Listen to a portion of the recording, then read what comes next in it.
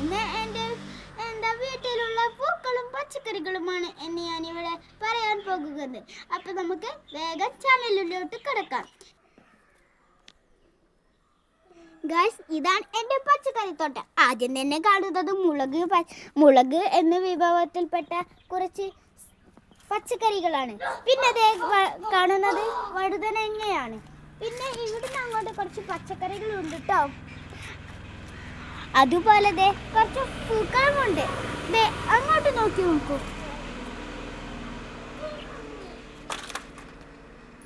എങ്ങനെയുണ്ട് എൻ്റെ വീട്ടിലത്തെ പച്ചക്കറികളുണ്ട്? എൻ്റെ വീട്ടിൽ കുറേ പച്ചക്കറികളുണ്ട്. ഇതൊന്നല്ല, ഇതിന് ധാരാളമുണ്ട്. വരൂ, ഞാൻ കാട്ടിത്തരാം.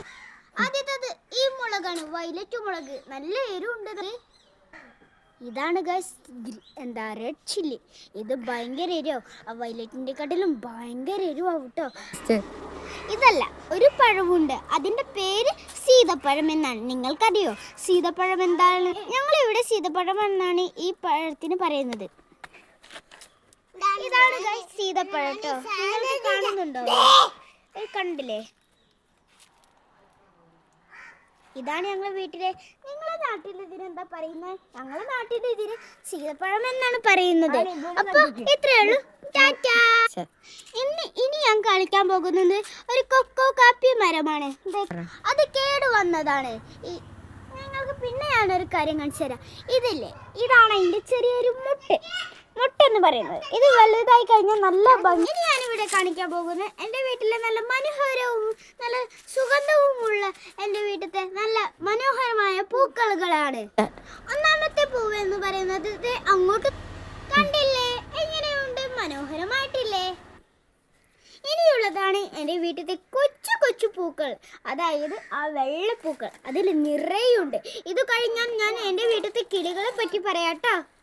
ഇതാണ് ഞാൻ പറഞ്ഞ വെള്ളപ്പൂക്കൾ. നല്ല മനോഹരമായിട്ടില്ലേ? ഇതിന്റെ അപ്പുറത്തുള്ളതാണ്. തൊട്ട് അപ്പുറത്തെ തെച്ചിയുണ്ട് കേട്ടോ.